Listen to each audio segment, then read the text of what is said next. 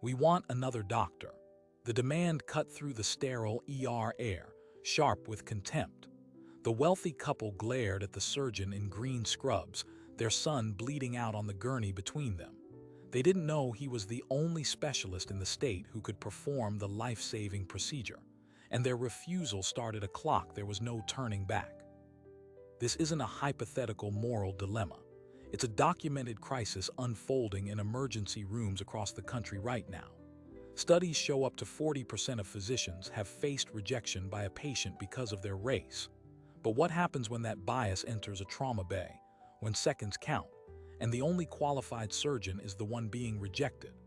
The answer lies in a single night, in one hospital, where a family's prejudice collided with a medical fact that couldn't be negotiated. His name was Dr. Marcus Thorne, a pediatric trauma surgeon, one of fewer than 50 in the entire state certified in the specific vascular reconstruction their son needed. That night, he was the attending on call. To understand the collision about to happen, you need to understand the man in the scrubs. Marcus wasn't just any surgeon. He was the product of a system he'd spent his career navigating. Top of his class at Howard University College of Medicine, a grueling residency at Johns Hopkins, followed by a fellowship in pediatric surgical critical care. His walls were lined with awards, but his most valued credential was trust. The trust of frantic parents in the worst moments of their lives. The hospital, Lakeside General, was a top-tier Level 1 trauma center in an affluent suburb. It served a wealthy, predominantly white community, but drew its medical staff from a diverse, metropolitan pool. This disconnect created an unspoken tension. Administrators prioritized patient satisfaction scores, which were tied to funding. And sometimes, keeping a wealthy donor happy meant quietly accommodating preferences that never made it into official policy. On the other side of this equation were Robert and Eleanor Mitchell. Robert, a 52-year-old venture capitalist, and Eleanor, a 49-year-old philanthropist and socialite. Their 12-year-old son, Liam, was their only child. They were people accustomed to command, to having their requests met without question. Their world was one of private clubs, legacy admissions, and implicit assumptions about who held authority. The call came in at 9:47 p.m. Liam Mitchell, bicycle versus car. Massive internal bleeding, suspected laceration to the hepatic portal vein. A death sentence in minutes without immediate, expert intervention. The ambulance routed to Lakeside General because it had the capability, because it had Dr. Thorne. In the trauma bay, a well-oiled machine snapped into motion. Nurses, residents, anesthesiologists, and at its center Marcus Thorne, his voice calm, his hands already mentally mapping the procedure. He was briefing the team when the Mitchells arrived, rushed in by a hospital liaison. Their designer clothes were stained with their son's blood. Marcus approached them, the standard protocol, to introduce himself, to explain the critical nature of the surgery, to get consent. "Mr. and Mrs. Mitchell, I'm Dr. Thorne, the lead trauma surgeon. Your son has a severe injury to a major blood vessel in his abdomen. We need to take him to the operating room immediately." Eleanor Mitchell's eyes, wide with panic, scanned him. They flicked from his face to his identification badge, back to his face. The processing wasn't about his title, his credentials. It was about something else entirely. Her husband stepped forward, his body language shifting from fear to a protective, territorial stance. "We need to speak to the doctor in charge," Robert Mitchell said, his voice tight. "You are," Marcus replied, keeping his tone neutral, professional. "I am the attending surgeon on call tonight. I will be performing the operation." There was a beat of silence, filled only by the beeping monitors surrounding Liam. Then Eleanor spoke, her voice a sharp whisper that carried across the bay. "No, we want someone else. We want a different doctor." The resident next to Marcus froze. A nurse looked down at her equipment. The moment stretched, heavy and toxic. Marcus had faced prejudice before, a muttered comment, a request for a second opinion that felt pointed, but never this. Never in the face of a dying child. never with the clock screaming in his ears. "Mrs. Mitchell," Marcus said, his composure a steel wall. "There is no time. I am the surgeon for this case. I am qualified to do this procedure." Robert Mitchell moved closer, invading the professional space of the trauma bay. "Look, we're not trying to be difficult. We'd be more comfortable with another surgeon. Get us the head of the department. Get us someone more senior." The irony was almost physical. Marcus was the senior attending. The head of the department was at a conference in another state. Every other general surgeon in the building was reviewing the scans at that moment, knowing they lacked the subspecialty training for this specific lethal injury. The hospital administrator on call, a man named David Chen, was summoned. He arrived, a man perpetually caught between medical ethics and hospital balance sheets. He pulled the Mitchells aside, speaking in low, urgent tones. Marcus continued directing Liam's stabilization, his mind split between the physiology of shock and the surreal sociology of the room. He heard snippets: unacceptable risk, our right to choose, donor family, and then the administrator's strained reply. "The situation is, he is the only surgeon here tonight who can do this operation." The Mitchells didn't believe him. They thought it was a tactic, a line. In their world, there was always another option, a better option if you pressed hard enough. They demanded the list of on-call surgeons. They demanded to speak to the chief of staff. With each passing second, Liam's blood pressure dipped lower. David Chen came back to Marcus, his face pale.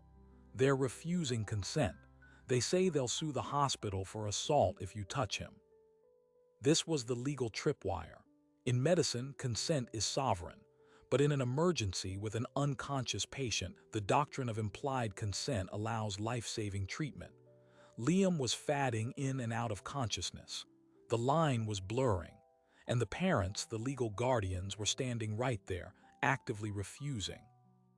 Marcus made a decision, a calculated professional gamble. He looked at the anesthesiologist. "Get him intubated. We're moving. Now."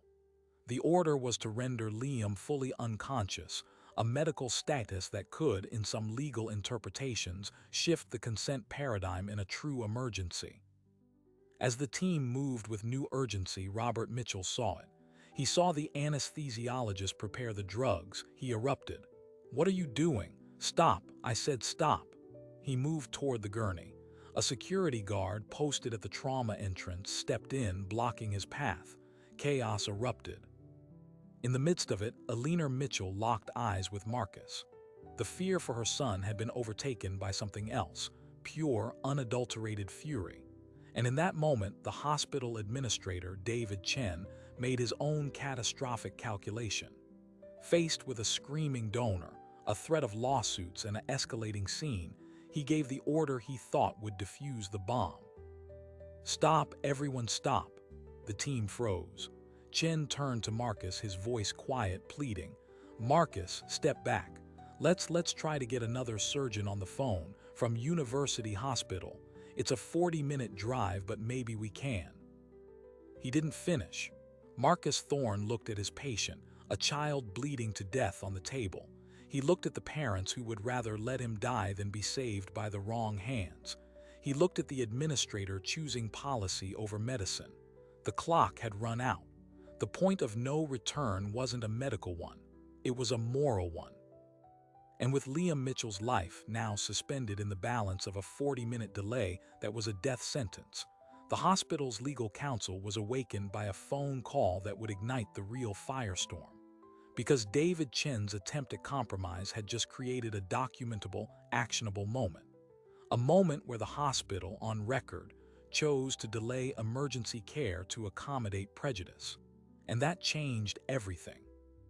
The hospital's general counsel, a woman named Amanda Pierce, listened to David Chen's frantic summary and issued one immediate order: preserve everything.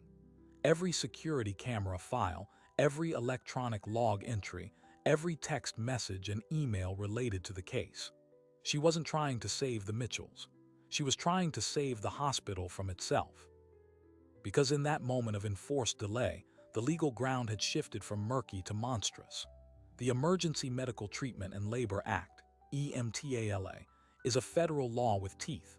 It requires hospitals to provide a medical screening and stabilizing treatment for any emergency condition, regardless of a patient's ability to pay or their parents' preferences. By halting care to negotiate with bigotry, Lakeside General had potentially violated that mandate, and Amanda Pierce knew it. Meanwhile, in the frozen Trauma Bay, a surreal standoff continued. Liam Mitchell's vitals were crashing. The phone was ringing. University Hospital was on the line.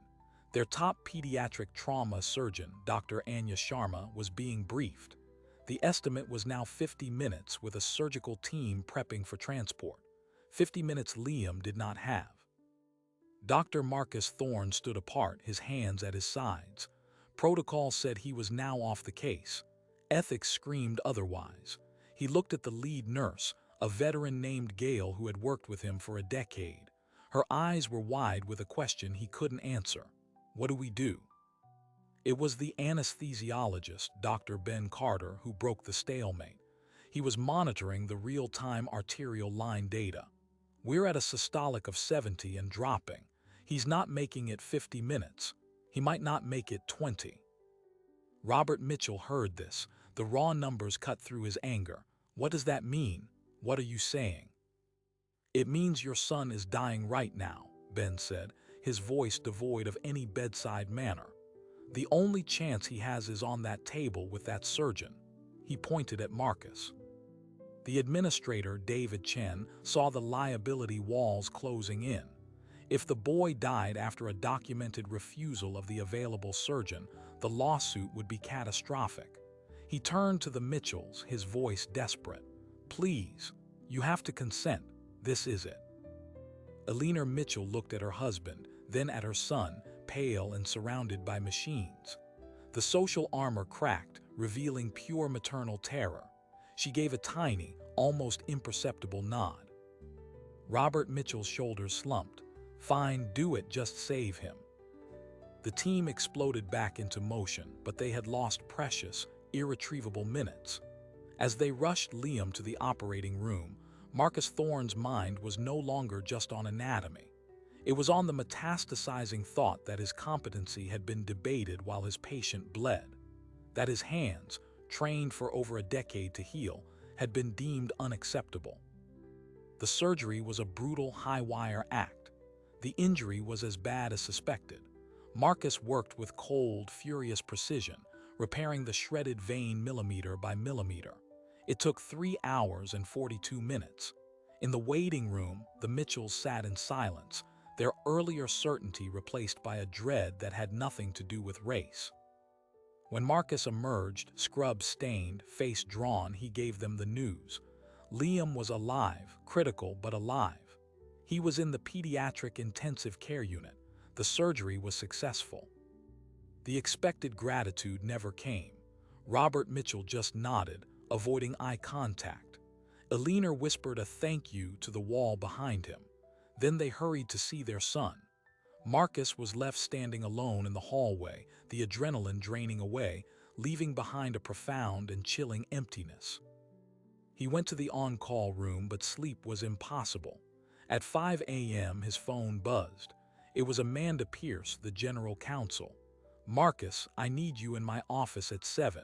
Bring your patient log from last night. Do not discuss the case with anyone until we speak. This was the second escalation, the shift from medical crisis to legal and institutional crisis. When Marcus arrived, the atmosphere was tense. Amanda Pierce sat behind her desk, David Chen fidgeted in a chair, and the hospital's chief medical officer, Dr. Alan Price, stood by the window. They had the security footage already queued up. Dr. Thorne, Amanda began, we are in an extremely sensitive situation. The Mitchell family is influential. They are also, as of this morning, claiming you were initially aggressive and that their request was based on a desire for the most experienced surgeon, which they felt you were. Marcus felt a cold spike of anger. They said they wanted a different doctor. They never questioned my experience until just now. Be that as it may, Dr. Price interjected, their narrative is forming. They are suggesting the delay was due to, and I quote, confusion and unprofessional disagreement among staff. They are trying to erase the reason for the refusal. Amanda leaned forward. Our priority is to protect the hospital, which includes protecting you, Marcus. But to do that, we need a unified story. We are considering a statement that this was an unfortunate communication breakdown during a high-stress event. No mention of the nature of the initial request. Marcus understood immediately. They wanted to bury it, to make it a simple misunderstanding. The racism would be laundered into bureaucratic fog. And if I don't agree to that story, Marcus asked, his voice quiet. David Chen answered, pleading. Marcus, they will come for your license. They'll claim emotional distress. They'll sue you personally for millions. They have the resources to drag this out for years. The hospital can protect you, but only if we present a united front. It was a threat wrapped in a promise. Fall in line or you're on your own. But Amanda Pierce had done her preservation order too well. While this meeting was happening, a parallel truth was being uncovered. The IT department, following her directive, was pulling logs, and they found something no one expected. For the past 18 months, the hospital's electronic patient record system had logged over 24 instances where a specific alert code had been attached to a patient file. The code was PRF, Patient Request Flag. It was a non-standard administrator-created tag. When cross-referenced with staff assignment logs, a pattern emerged. Every single PRF flag corresponded to a case where a physician of color had been reassigned off a case after a patient or family complaint. A black cardiologist taken off a wealthy donor's case. A South Asian neurologist removed after a family didn't feel comfortable. A Latino anesthesiologist swapped out at a patient's request. In each instance, the change was documented as a scheduling conflict or clinical reassignment. The PRF flag was the internal truth. This wasn't an isolated incident. It was policy, an unwritten, shameful protocol to appease wealthy, predominantly white patients at the expense of minority physicians. The Mitchell case wasn't the exception. It was the rule, pushed to its most lethal extreme. One of the IT analysts, a young man named Leo who had seen Marcus work miracles in the ER, saw the data. He understood what it meant, and he made a choice. He anonymized the data set, copied it onto a secure drive, and late that night from a cafe across town, he sent an encrypted email. The recipient was the only person he could think of who had both the integrity and the platform to use it, a veteran medical journalist named Susan Lee. While the hospital administrators were crafting their cover story, the evidence of their systemic complicity was already heading into the light. Marcus, unaware of this digital bombshell, left the meeting with a hollow feeling. He was being asked to participate in his own humiliation, to sanitize an act of prejudice that had nearly killed a child. He went to the PICU to check on Liam. The boy was sedated, machines breathing for him but stable. The procedure had worked. Standing there, he was approached by Gail, the nurse from the trauma bay. She looked around nervously. Marcus, I need to tell you something. After they took Liam up, I was cleaning the bay. Mrs. Mitchell's phone was on the counter, unlocked. A text message came through. It was to her sister. Gail took a breath. It said, "They finally got us a real doctor. Crisis averted." Sent at 2:07 a.m. 2:07 a.m. was an hour asterisk after Marcus had finished the surgery, an hour after he had saved her son's life. That text was the final, undeniable proof. It wasn't about experience. It wasn't a communication breakdown. It was about a belief that he was not a real doctor. The veneer of their new narrative was tissue paper. Marcus didn't confront them. He walked back to his office, sat down, and did something he had never done in his career. He called a lawyer, not the hospital's lawyer, his own. Meanwhile, Susan Lee, the journalist, received the data. It took her and her team less than a day to verify it, to connect the coded PRF flags to real physicians, to confirm the pattern of quiet, systemic reassignment. She reached out to the hospital for comment, sending a detailed list of questions. That email hit Amanda Pierce's inbox like a grenade. The internal panic went nuclear. The cover-up of a single incident was now impossible. They had a systemic scandal on their hands. Emergency board meetings were convened. Lawyers argued. The hospital's public relations team scrambled. Their decision was both predictable and brutal. They decided on a preemptive strike. Before Susan Lee could publish, they would release their own statement. They would acknowledge an incident involving the Mitchell family, express sympathy for all involved, and announce an internal review of patient-staff relations. They would portray it as an isolated, complex event. They would throw David Chen, the administrator, under the bus as a rogue actor making poor judgment calls. And they would strongly, forcefully, defend Dr. Marcus Thorne's excellence, while never, ever mentioning why he needed defending. It was a masterclass in damage control. Admit a small, manageable failure to conceal a large, cancerous one. Protect the institution by sacrificing a mid-level manager and praising the surgeon they had hung out to dry. They scheduled a press conference for the next morning. They believed they could control the story. They were wrong, because at the same time, in a modest apartment across the city, Leo, the IT analyst, was wrestling with his conscience. Sending data to a journalist was one thing. What he was about to do next was another. He had accessed one more thing, the high-definition audio from the trauma bay security cameras. He had the entire exchange crystal clear, every damning word. He listened to Robert Mitchell's demand for a different doctor. He listened to Alina Mitchell's refusal. He listened to David Chen's fatal hesitation. He knew that releasing this audio would end his career. It might even have legal repercussions. But he also knew that without it, the hospital's smooth, sanitized version would win. The PRF system would continue. More doctors would be humiliated. And maybe next time a patient wouldn't be as lucky as Liam Mitchell. As the hospital brass practiced their talking points, Leo prepared a secure digital package. The audio file, the data logs, and a plain text explanation. His finger hovered over the key that would send it not just to Susan Lee, but to every major news outlet in the state.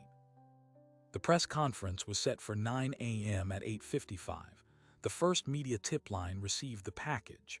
The controlled narrative was dead on arrival. The real story, in all its ugly, unambiguous detail, was about to blow the doors off Lakeside General and expose a rot in the heart of American medicine that went far beyond one family's prejudice. The private shame was seconds away from becoming a public firestorm. The hospital's press conference didn't just fail, it detonated. Reporters, already armed with the leaked audio, listened with incredulity as the chief medical officer described a breakdown in communication. Then the first question came. Can you explain the PRF flag in your patient records and why it correlates with removing physicians of color from cases? The room went silent. The CMO's face froze. He had no prepared answer for that. The controlled narrative shattered in real time. By noon, the audio clip of the Mitchells' refusal was playing on every news channel. The data leak was the lead story on medical and mainstream news sites. The phrase PRF flag became a shorthand for institutionalized racism in healthcare. The public reaction was volcanic. Social media erupted with the hashtag #RealDoctor. Thousands of healthcare workers, many sharing their own stories of patient prejudice, used it to describe moments they'd been deemed less than. Patients of color shared stories of their own dismissals, drawing a direct line from being ignored by white doctors to white patients refusing black doctors. Inside the hospital, the atmosphere turned toxic. David Chen was placed on immediate administrative leave. The IT department was locked down, but Leo, the analyst, had already resigned via email. The board of directors entered crisis mode, hiring a high-profile crisis management firm and a former federal judge to lead an independent investigation. But the Mitchells were not retreating. Embarrassed and cornered, they doubled down. They hired one of the most aggressive medical malpractice firms in the country. Their lawsuit, filed just 72 hours after the scandal broke, was a masterpiece of deflection. It named the hospital, the administrator David Chen, and Dr. Marcus Thorne as defendants. The claims were breathtaking. They alleged Marcus had been visibly agitated and unprofessional, causing them justifiable alarm. They claimed the delay was due to his insistence on performing the surgery against their wishes, not their refusal. They argued that the hospital's covert racial quota system, the PRF flag, had forced an unqualified surgeon on them to meet a diversity metric, putting their son at risk. They were using the hospital's own hidden discrimination as a weapon against the surgeon, who was its victim. The lawsuit was a nuclear option. It was designed to pressure the hospital into a massive settlement and to destroy Marcus Thorne's career. The narrative they crafted was potent. Wealthy white family victimized by a woke hospital's discriminatory policies. The hospital's response was immediate and cowardly. They publicly settled with the Mitchells for an undisclosed sum, rumored to be in the tens of millions. As part of the settlement, the Mitchells dropped the hospital from the lawsuit. All that remained was their case against David Chen and Marcus. The hospital had thrown its employee and its surgeon to the wolves. David Chen was left with minimal legal support. Marcus was now facing a multi-million-dollar lawsuit alone, with his own hospital offering only the most basic legal counsel required by his employment contract. Counsel more interested in protecting the hospital from further liability than in defending him. The personal toll was immediate. Marcus was placed on paid administrative leave, a polite form of purgatory. Colleagues he'd known for years avoided him in the halls, afraid of being associated with the controversy. The hospital's once strong defense of his excellence evaporated from their public statements, replaced by cautious, no comment on pending litigation. Then came the letter from the state medical board. He was under investigation for professional conduct related to the incident. Even though he'd saved the boy's life, the board had to investigate the chaotic circumstances surrounding the care. His reputation, his license, his entire career was now in jeopardy. But the story was evolving beyond him. Susan Lee's full investigative piece was published, and it didn't stop at Lakeside General. Using the PRF system as a blueprint, she and a team of reporters found similar uncoded practices at other elite private hospitals. Subtle systems, preferential assignment logs, VIP service protocols that explicitly allowed for physician reassignment upon patient request. The scandal was not one hospital's secret. It was an open secret across an entire tier of American healthcare, where money and influence routinely trumped ethics. This was the "it gets worse" moment. This wasn't just about Marcus and the Mitchells. It was about a hidden architecture of discrimination, built to cater to wealthy patients at the expense of minority physicians' dignity, and, as the Mitchell case proved, sometimes patient safety. The national medical associations could no longer stay silent.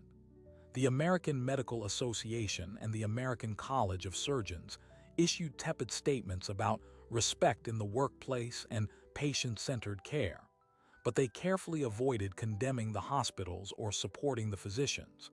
The inaction was deafening. It was then that an unexpected ally emerged. The National Medical Association, the oldest and largest organization representing African American physicians, reached out to Marcus. They connected him with their legal arm and with a formidable civil rights attorney named Aaliyah Vance. Aaliyah Vance saw the case not as a messy malpractice suit, but as a landmark civil rights and employment case. She proposed a radical countermove. Instead of just defending against the Mitchells' lawsuit, they would file their own. Marcus would sue the hospital. The grounds: a hostile work environment, racial discrimination, and intentional infliction of emotional distress. They would argue that the hospital's PRF system and its failure to protect him during the incident violated federal employment law. They would depose every administrator, subpoena every internal email about the PRF flag, and put the entire systemic rot on trial. Marcus was hesitant. Suing the hospital meant burning every bridge. It meant a public, brutal legal war that could last years. But Aaliyah Vance presented the cold calculus. The Mitchells case is a smear campaign. It's designed to make you the villain. We turn the tables. We make the system the villain. We show the world what really happens when hospitals prioritize bigots over doctors. He agreed. The lawsuit was filed, creating a legal thunderclap. Marcus Thorne versus Lakeside General Hospital, the surgeon versus the system that failed him. The hospital's lawyers responded with a motion to dismiss, arguing that as an employee, his remedy was through internal channels, not the courts. It was a delaying tactic, but a powerful one. As the legal gears ground, the human cost mounted. David Chen, the scapegoated administrator, gave a tearful interview to a local paper. He revealed the constant, immense pressure from the hospital foundation to keep wealthy donors happy. He named names. He described a culture where the customer is always right. Mantra had fatally infected medical ethics. Then the final, shocking escalation. It came from inside the Mitchell family itself. Liam Mitchell, now recovering at home, saw the news. He saw the lawsuits, the headlines calling his surgeon unprofessional. The 12-year-old boy asked his parents a simple question. "Why did you try to send Dr. Thorne away? He saved my life." The parents gave him a watered-down version of their legal narrative. But Liam had access to the internet. He found the audio clip. He listened to his parents' voices, filled with contempt for the man whose hands had literally held his heart together. That night, a video posted to a private social media account, set to public by mistake, went viral within an hour. It was Liam Mitchell, pale and thin, sitting in his bedroom. He looked directly at the camera, his voice weak but clear. "My name is Liam Mitchell. Dr. Thorne saved my life. My parents were wrong. What they said was racist. I'm sorry." The video lasted 23 seconds. Then it was taken down, but it was too late.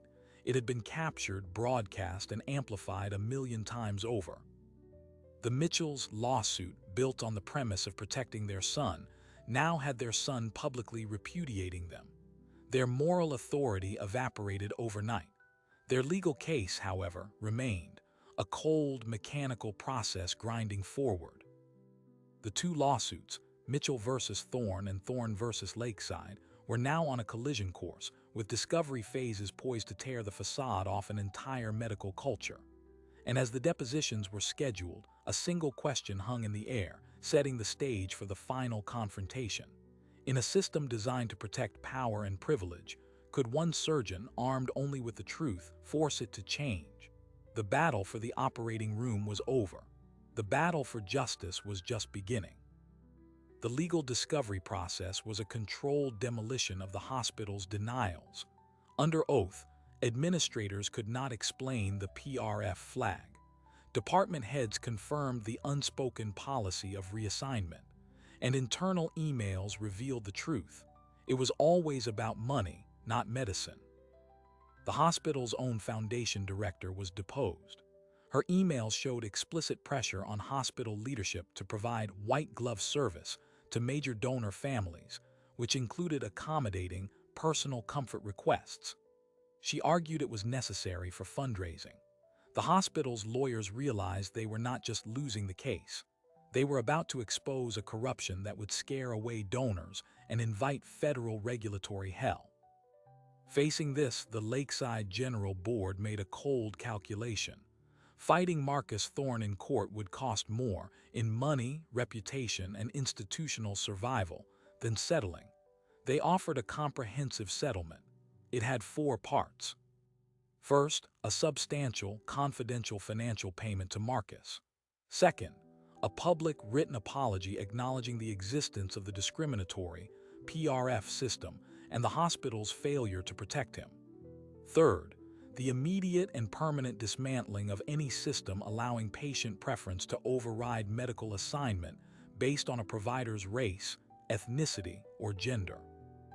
And fourth, the establishment of an independent office of professional equity, staffed by external experts, to audit all patient-caregiver interactions and handle future complaints.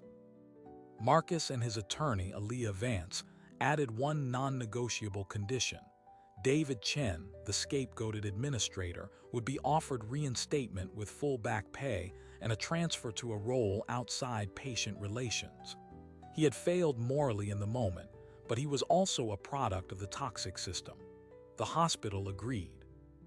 The Mitchells' lawsuit against Marcus evaporated, with the hospital settling and admitting fault, and with their own son's public rebuke, their legal team advised them to drop the case. They dismissed it without prejudice, a face-saving maneuver that meant nothing. The court of public opinion had already rendered its verdict. They became pariahs in their social circle. Robert Mitchell's venture capital firm saw several partners quietly distance themselves. Alina Mitchell's philanthropic boards asked for her resignation. But the most significant consequence was systemic. The settlement became a blueprint. The National Medical Association used it to pressure other hospitals to audit their own practices. Legislation was drafted in the state Senate, nicknamed the Thorne Provisions, mandating transparency in physician assignment and banning the accommodation of discriminatory patient requests in non-elective care. It didn't pass immediately, but it started the debate. Marcus did not return to Lakeside General. The wound was too deep. He accepted a position as the director of pediatric trauma at a large, public city hospital, where the mission was clear: treat everyone and let the medicine do the talking. He also became a vocal advocate, speaking at medical conferences about the psychological toll of discrimination on physicians of color and the danger it poses to patients. Liam Mitchell made a full physical recovery. The relationship with his parents was fractured but not broken. He began therapy. In a quiet, private meeting arranged through lawyers, Liam asked to see Marcus. They met in a park. The boy, now 13, thanked him again. Marcus accepted it and told him to focus on being a kid. It was a moment of grace that closed no loops but offered a sliver of peace. The journalist, Susan Lee, won a national award for her reporting. The IT analyst, Leo, was never formally identified as the source, but found a new job in healthcare tech with a company specializing in ethical data transparency. He sleeps just fine. But here is the final surprising detail. A year after the settlement, the Lakeside General Board of Directors underwent a complete overhaul. New members were brought in, including leaders from the local Black and Hispanic medical societies, and the chair of the new board. They hired an executive search firm and conducted a national search. The candidate they selected, who accepted the challenge of truly reforming the institution's culture, was Dr. Anya Sharma, the very surgeon from University Hospital they had called that night as a backup, the one who would have been too late. She now oversees the dismantling of the system that failed her colleague. The story that began with a refusal in a trauma bay ended not with a single victory, but with a catalyst. It exposed a hidden fault line in American healthcare, where the pressure to cater to wealth collided with the oath to treat all. Marcus Thorne's hands saved a life that night, but his courage to stand against the machine that undervalued those hands may have saved countless more. The battle in the courtroom is over. The larger struggle for equity in medicine continues. But now, when a physician of color walks into an emergency room, there is a new precedent, a new awareness, and a powerful, hard-won truth. That competence cannot be judged by color, and that the price of prejudice, when measured in seconds and blood, is one no hospital can afford to pay.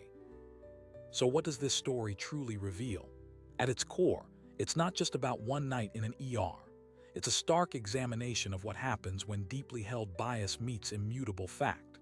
The Mitchells believed on some level that the color of a man's skin could override the skill in his hands, the knowledge in his mind, the years of training that made him an expert.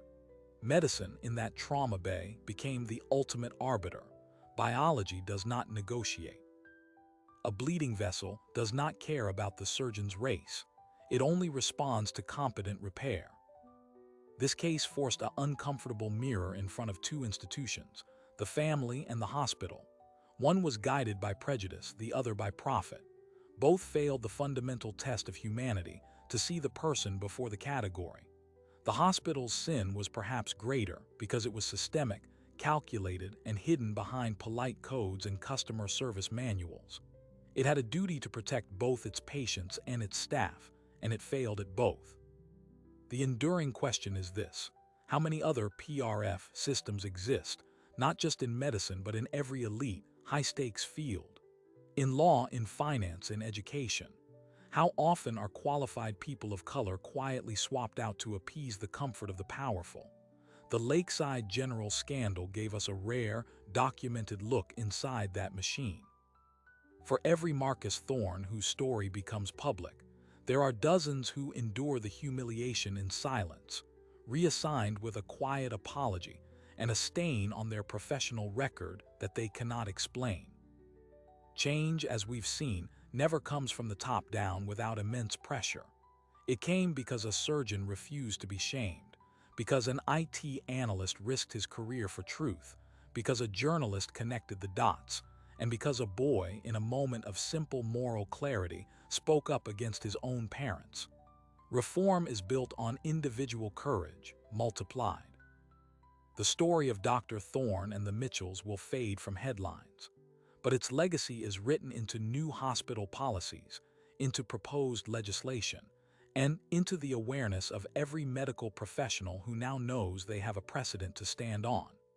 It's a legacy measured in the subtle shift of power from the waiting room to the operating room, where expertise must finally trump prejudice. These are the stories that define the slow, painful arc of progress. Stories where the right thing is also the hardest thing, where justice is not a moment but a grinding process. If you found this examination of bias, consequence, and courage compelling, make sure to subscribe. We delve deep into the human dramas hidden within our systems, uncovering the truths that change how we see the world. Thank you for watching.